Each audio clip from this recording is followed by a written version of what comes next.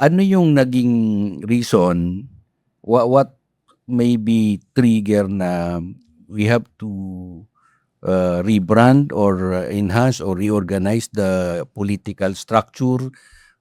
Ano ba naging problema diyan? Structurally defective ba yung ARMM or failure of governance? Kasi magkaiba yan eh. 'Di ba? I mean, you look at it, pwedeng sound naman yung system, structurally feasible, pero yung liderato ang nagkaroon ng problema.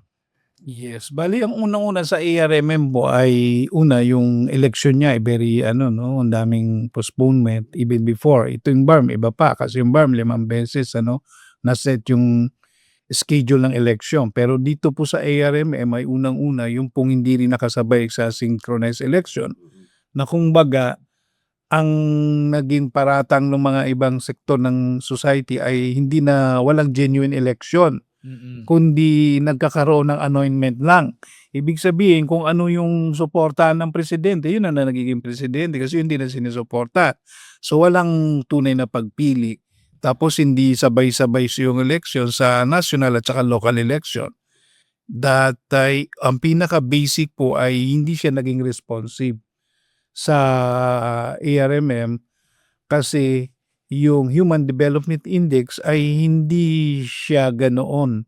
I mean, kumbaga kung makikita mo sa economic indicators, Human Development Index, siya po ay hindi nasa Masyadong backward. mababa sa development, yung sa education, yung sa poverty incidence. So, yun po. So, kung bakit hindi nakabuti yung ARMM. So, yun ang sinasabi ni Pinoy nung panahon na yun. Ngayon, so, ang unang ginawa niya ihakbang, isabay ito sa national election kailan synchronize.